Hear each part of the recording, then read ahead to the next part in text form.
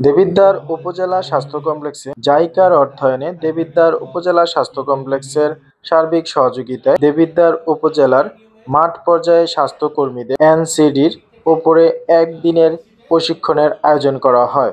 উক্ত প্রশিক্ষণে উপস্থিত ছিলেন দেবিদ্বার উপজেলা স্বাস্থ্য কমপ্লেক্সের স্বাস্থ্য ও পরিবার পরিকল্পনা কর্মকর্তা ডাক্তার মোহাম্মদ জনাব মাহবুবুস সালাম। আরও উপস্থিত ছিলেন ট্রেনার হিসেবে ডক্টর মোহাম্মদ শাহাদাত হোসেন। এ সময় আরও উপস্থিত ছিলেন জাইকার কর্মকর্তা বিন্দু। উক্ত প্রশিক্ষণে প্রশিক্ষণার্থীদের উদ্দেশ্যে ডক্টর মোহাম্মদ মাহবুবুস সালাম স্যার বলেন, প্রেসারটা মানুষ আমরা তো সর্বচেষ্টা করি যে নিজে মানে ভিতরে খারাপ থাকলেও কিন্তু উপর দিয়ে দেখানোর জন্য যে ভালো থাকে, ভালো আছে।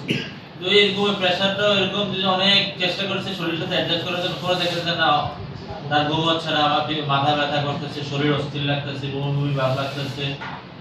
পরে একজন প্রেসার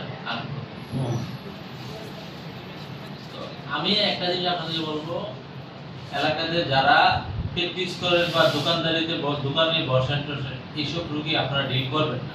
এগুলো কি করবেন? উপজেলা স্বাস্থ্য কমপ্লেক্সে পাঠিয়ে দিবেন। সমস্যা হয় কারণ কি, একটা উপজেলা স্বাস্থ্য কমপ্লেক্সে এনসিডি কর্নারে এসে রোগীরা যে ডায়াগনোসিস হওয়ার পর যে সেবাটা নেয়, এই সেবাটার প্রতি কিন্তু সে অনেক আস্থাশীল থাকে যে আমার এখানে ডাক্তার দেখছে, প্রতিদিন করছে চিকিৎসা।